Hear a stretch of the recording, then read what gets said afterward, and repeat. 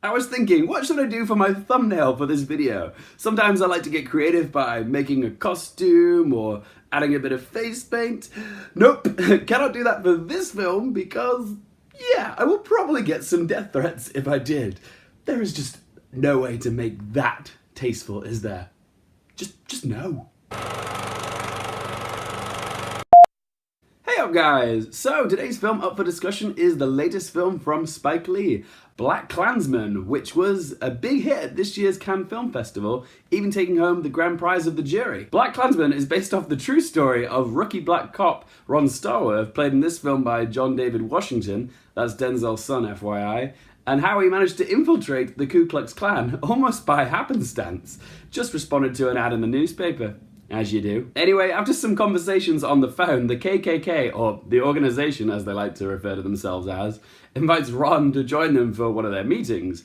Now, this plan isn't going to fly, obviously, because Ron is a black man, not going to be welcomed in with open arms by the KKK, so he recruits a fellow cop who just so happens to be Jewish, called Flip Zimmerman, who's played by Adam Driver, to basically pose as Ron and, yeah, infiltrate the KKK and learn of their plans, anything that might be considered hostile or a threat to society.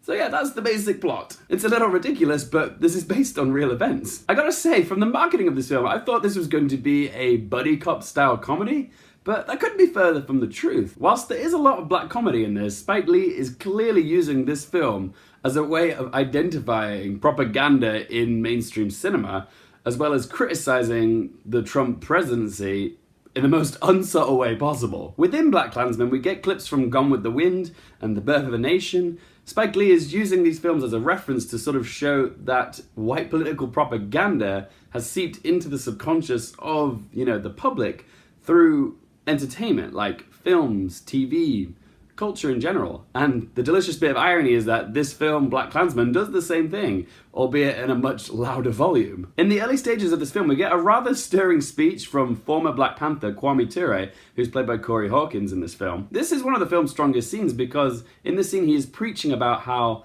black people who have grown up in a white America don't fit the traditional idealized standards of beauty. It's something that's still a hot topic today. The guy might as well be lemonading.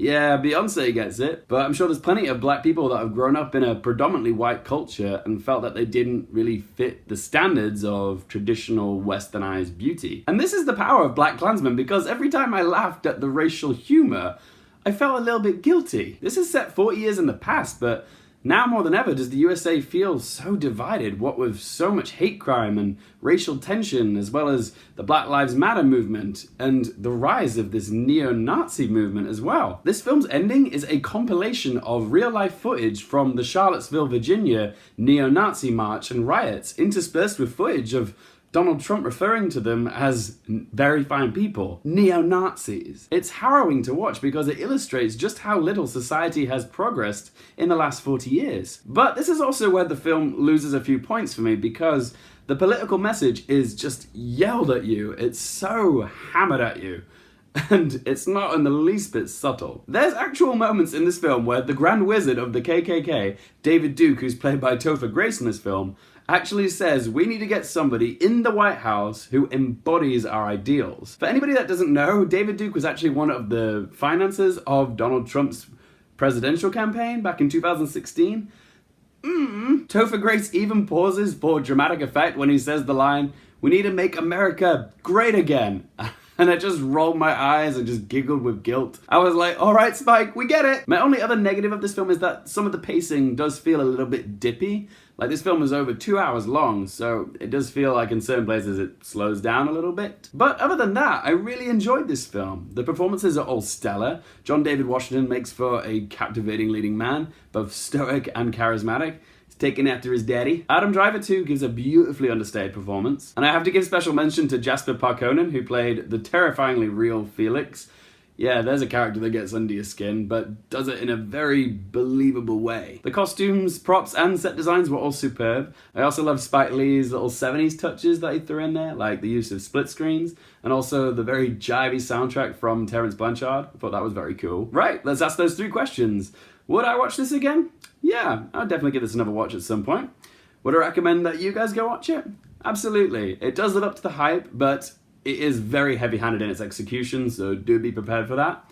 And what score am I going to give it out of 10? Well, BlacKkKlansman gets a score of 8 out of 10. Right, review done. Have you guys seen BlacKkKlansman yet? If so, be sure to let me know what you thought of it in the comment section below. If you guys do like my content, be sure to hit that subscribe button. Yeah, I thought I'd mix it up today. We're going up here today. And as always, guys, thanks so much for watching. For more things related to movies, TV, and popcorn culture, I'm Luke Carefield, and I'll see you next time.